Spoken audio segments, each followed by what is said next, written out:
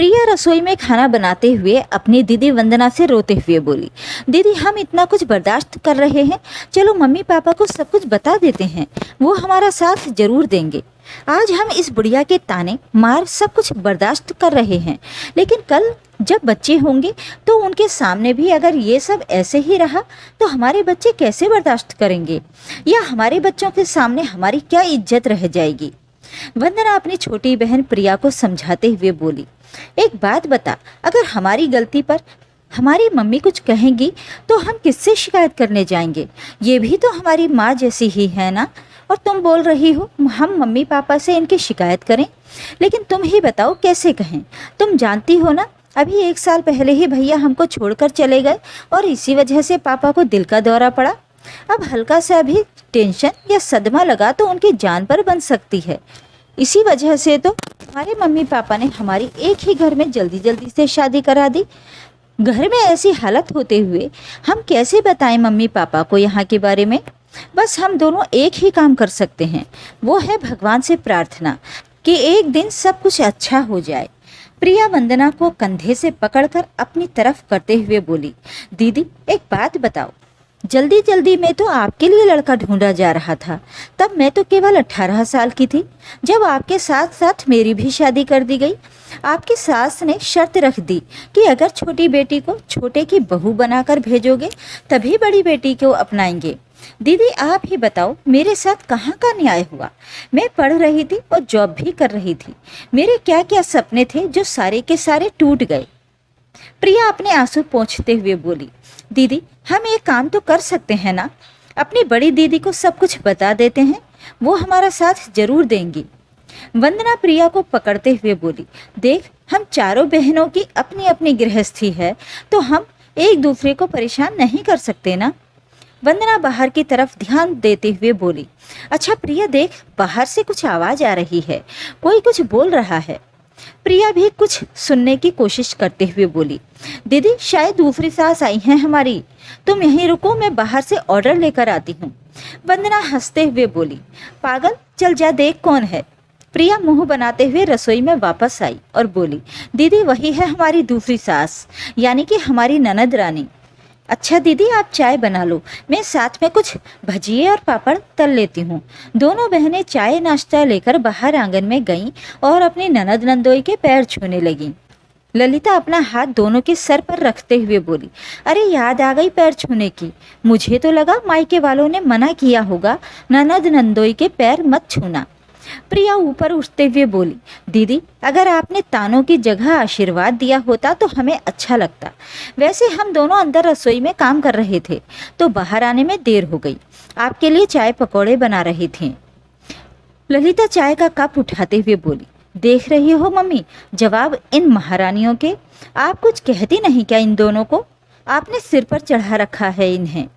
प्रिया अपनी ननद को कुछ जवाब देने ही वाली थी कि तभी वंदना ने उसे बीच में रोक लिया। प्रिया चल रात के खाने की तैयारी करते हैं। और वंदना प्रिया का हाथ पकड़कर उसे अंदर ले गई। वंदना प्रिया की तरफ प्याज और चाकू रखते हुए बोली, इसे काट दो, वो भी बारीक। और प्रिया एक बात बता, क्या तू चुप नहीं रह सकती?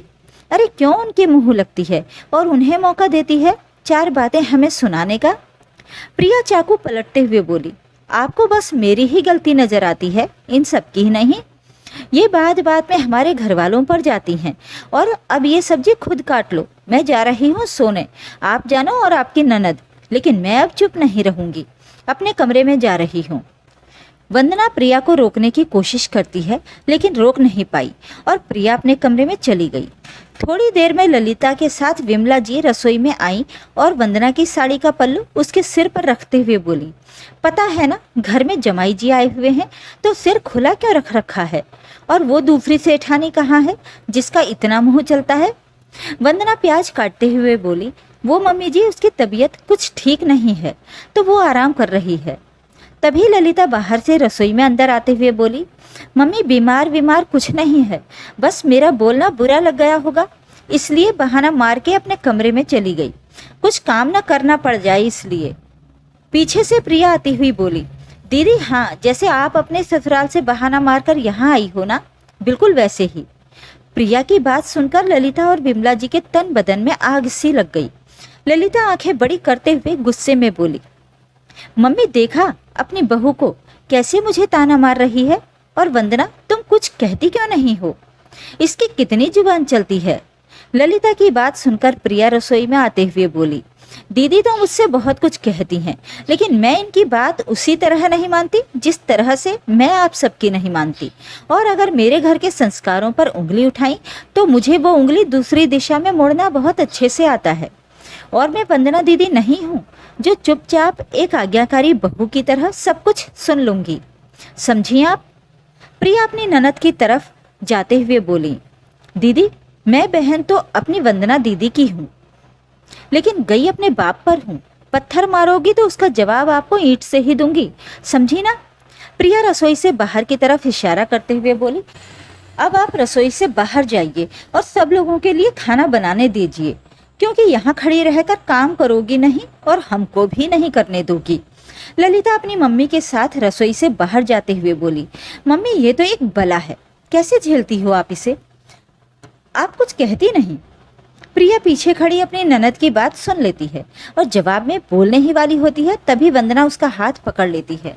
वंदना प्रिया को चुप करते हुए कहती है, तू जानती है ना मेरी बहन कि इसके बाद रात में हमारे साथ क्या होगा? तो फिर रात क्यों खराब करती है? दिन में तो चैन मिलता नहीं, ऊपर से तो रात की भी चैन उड़ा देना चाहती है।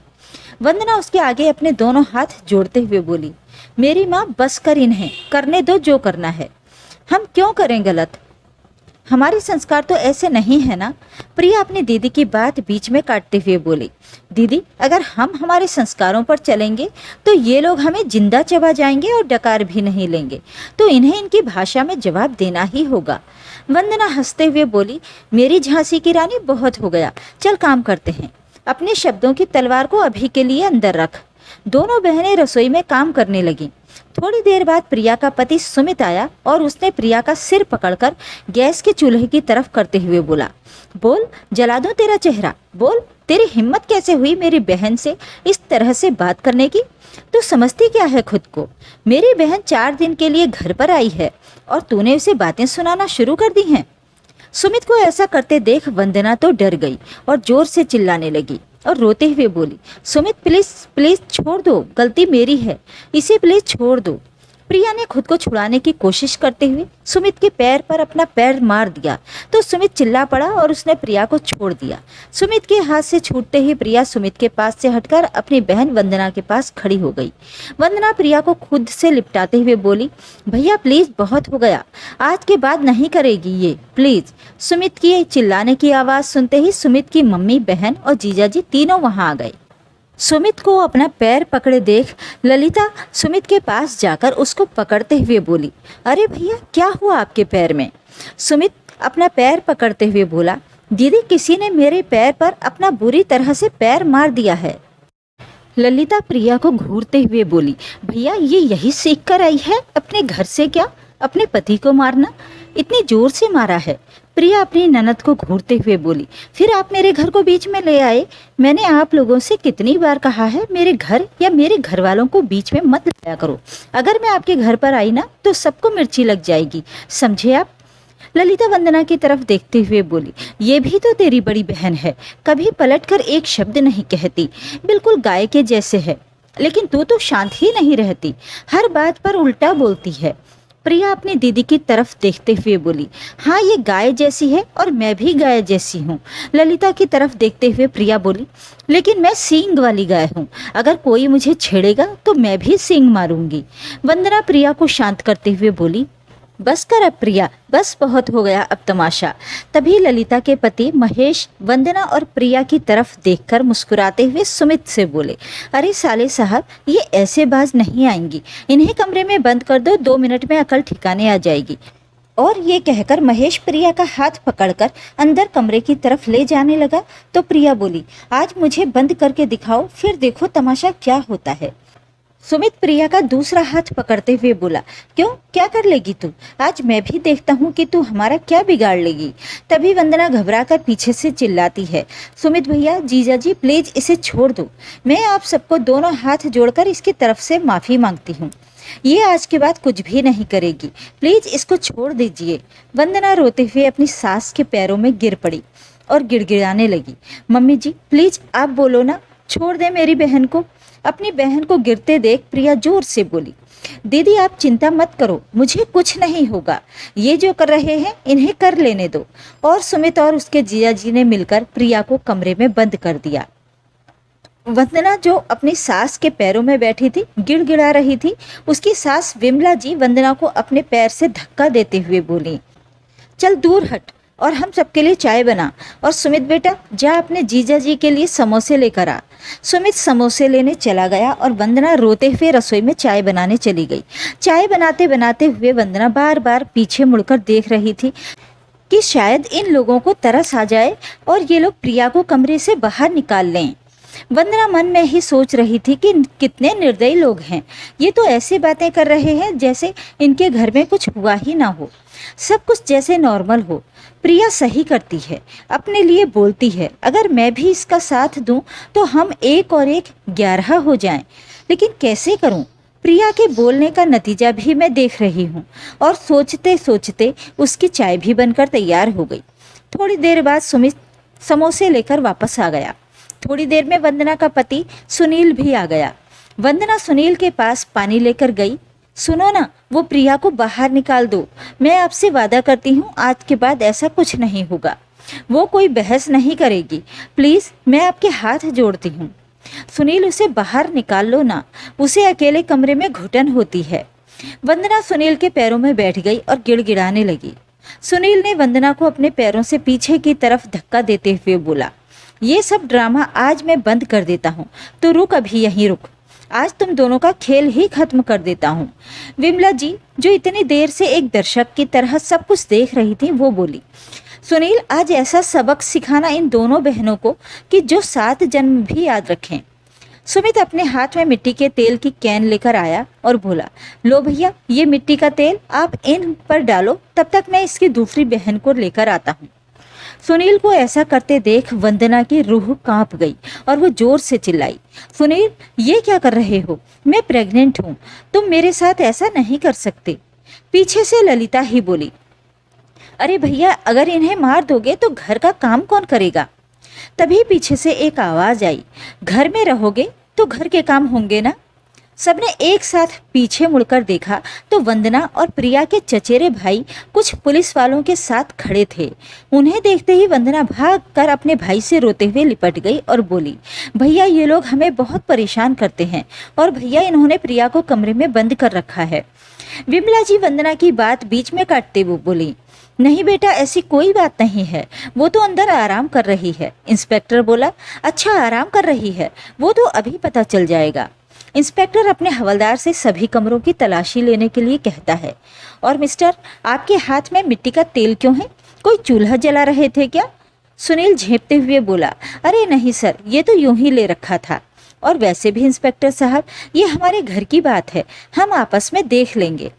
इंस्पेक्टर हंसते हुए बोला, अभी तो हमने बात बोली भी नहीं है और आपने हमें सबूत दे दिया, और वैसे भी आपके घर की बात की रिपोर्ट हमारे पास पहले से है, लेकिन हमें बोला गया था कि जब हमें आने के लिए कहा जाए तभी हम आए, क्योंकि इनको रंगे हाथ पकड़ना है, और आपको तो हाथ में मिट्टी के तेल से रंगे हाथों से पकड़ लिया।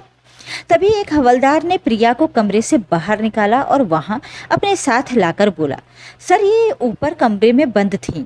इंस्पेक्टर प्रिया की तरफ देखते हुए बोले, आप ही प्रिया हैं? प्रिया खुद को संभालते हुए बोली, हाँ सर मैं ही प्रिया हूँ, और इन लोगों की रिपोर्ट मैंने ही लिखाई थी। इंस्पेक्टर सबकी तरफ इशारा करते हुए बोला, हवलदार सबको ले चलो। महेश इंस्पेक्टर के पास जाते हुए बोला, सर मैं इस घर का जवाई हूँ, मेरी तो कोई गलती ही नहीं है, कुछ ले देकर अगर हो जाए तो इस घर की इज्जत भी बनी रहेगी। इंस्पेक्टर महेश की तरफ देखते हुए बोले, हवलदार सबसे पहले जमाई राजा को ही ले चलो, जरा सबसे पहले खातिरदारी तो इन्हीं की करेंगे। विमला देवी इंस्पेक्टर के सामने गिड़गिड़ाने लगी, साहब मेरे बेटों को छोड़ दो, इनसे गलती हो गई, क्या करें, ये जुबान ही इतनी चलाती हैं। इंस्पेक्टर ने सास को लताड़ते हुए कहा, जुबान ना चलाएं तो क्या करें, आप जैसे लोगों के लिए तो लाठी डंडे चलने चाहिए।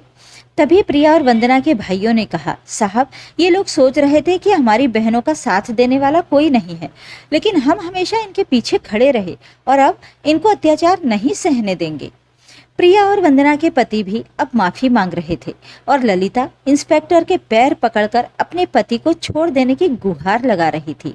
इंस्पेक्टर ने कहा, अब तो तीर कमान से भी निकल चुका है, अब तो फैसला स्टेशन पर ही होगा और आपको अपने जुल्मों का हिसाब देना ही होगा। जब तक ये दोनों बहनें आपको छोड़ने के लिए नहीं कहेंगी, हम नहीं छोड़ सकते।